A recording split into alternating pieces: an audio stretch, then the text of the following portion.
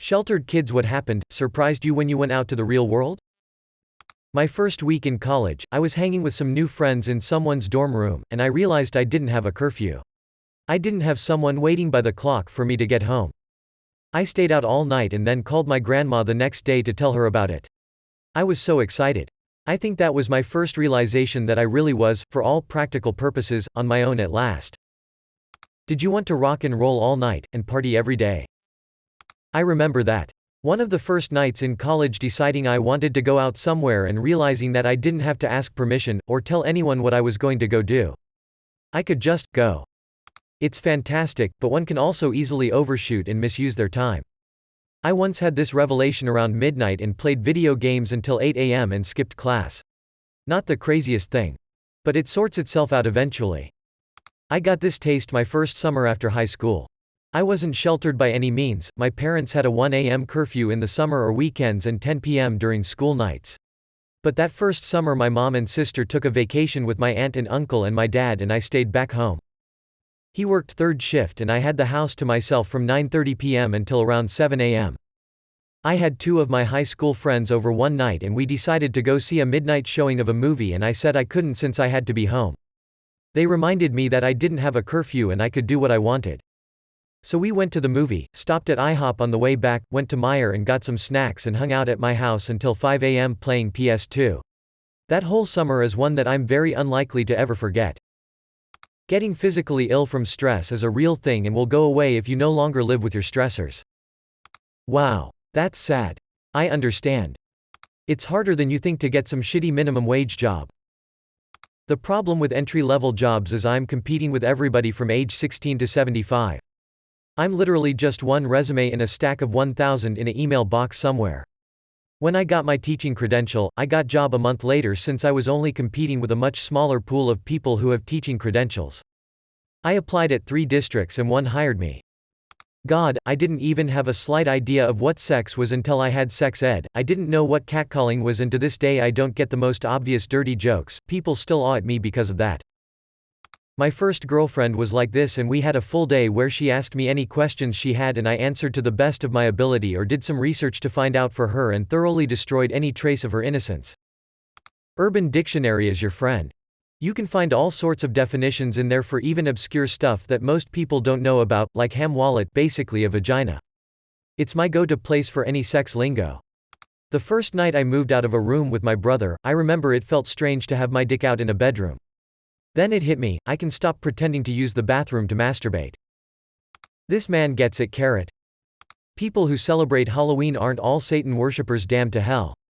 How are you now? Wall-to-wall carpeting is not wall carpeting on all 4 walls. Nobody actually offers you free drugs. That shit's expensive. Sometimes your friends will if you're good friends, but strangers sure as fug won't. Not everyone who does drugs is evil, dangerous.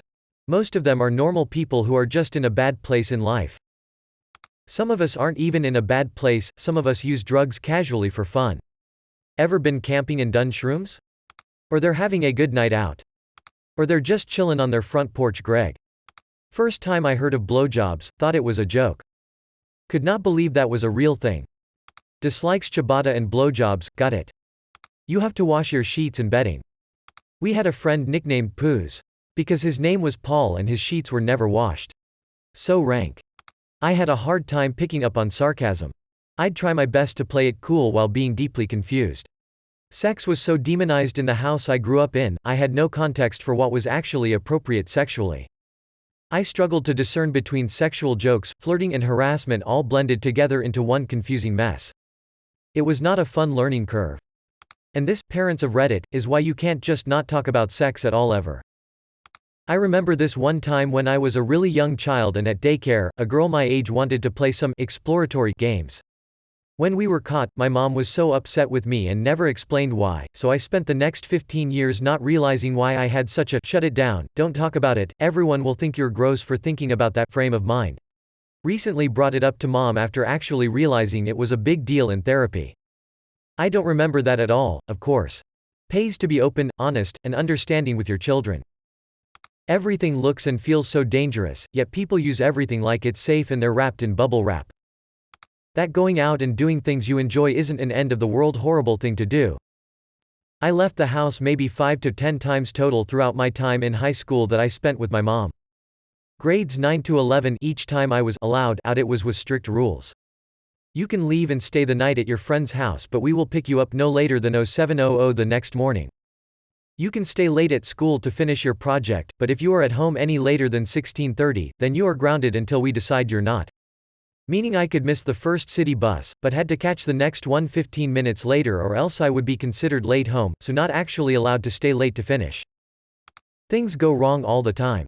My oven recently shattered whilst cooking a pizza for no reason. I just brought all my groceries with my budget and they were mostly oven-based. Now fugged for about 3 weeks. Get a toaster oven. We used it exclusively without using the oven for 8 months. Parents actually argue in front of their kids. My parents never did.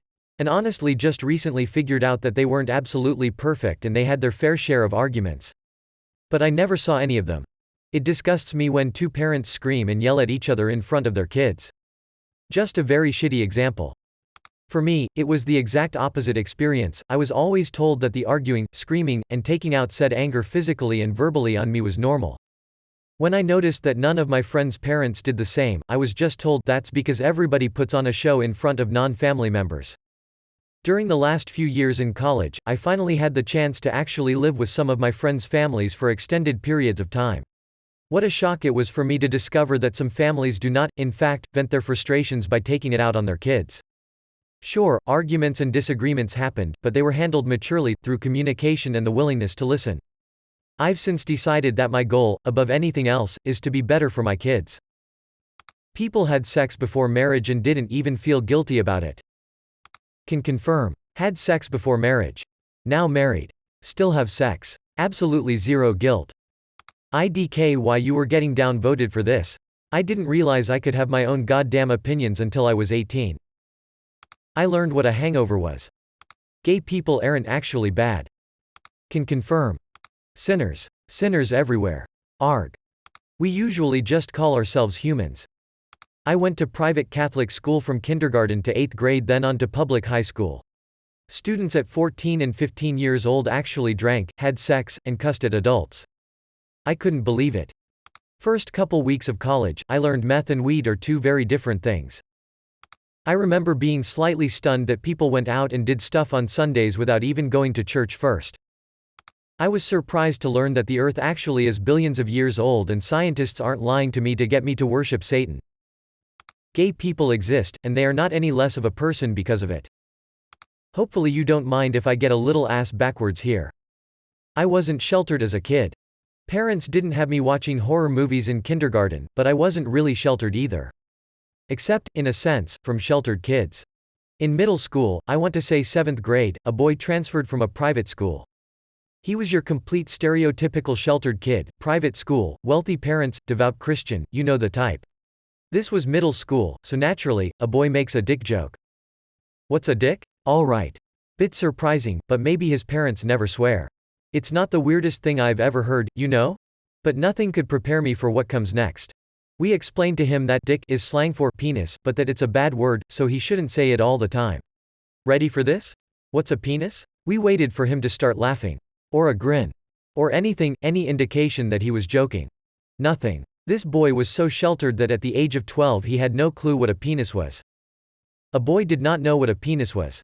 Still my favorite tale of sheltered kids that I've ever heard, and definitely the most shocking question I've ever been asked.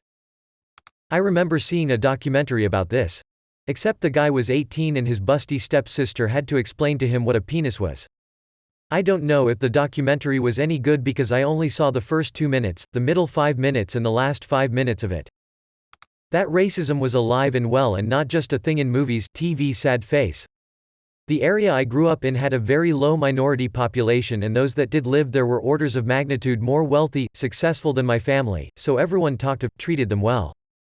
In hindsight they were probably considered one of the good ones. When I was in college I was an awkward, sweet, little Christian boy who didn't know how to talk to anybody. Imagine my surprise when one of the first people I met, a big guy with a beard and neck tattoos, revealed he had a vagina. Cool guy, though. Not all people are bad criminals out to get you. And not everyone has a criminal record. I kinda fell apart. Suddenly I could eat what I wanted, when I wanted, go where I wanted, do what I could afford, man, credit cards suck rocks, and no one was looking over my shoulder making sure I did what I was supposed to. I'm still digging my way out of the hole I made. That most people don't hit people they care about. That was the environment that I grew up in. Fighting and screaming weekly. Most of the time I was lucky and managed to stay out of it.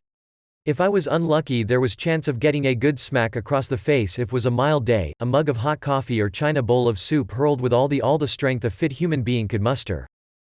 But that was how we showed love. I guess. First girl I cared about I hit across the face. Wasn't very hard but she fell back as if I had shoved her. Was first time I ever realized that something was wrong. The response I had always seen was always either stone-faced stoicism, smoldering anger, or unbridled fury followed by retaliation. Instead what I saw was fear. Couldn't understand why for the longest time, and by the time I did it was far too late to learn any other way.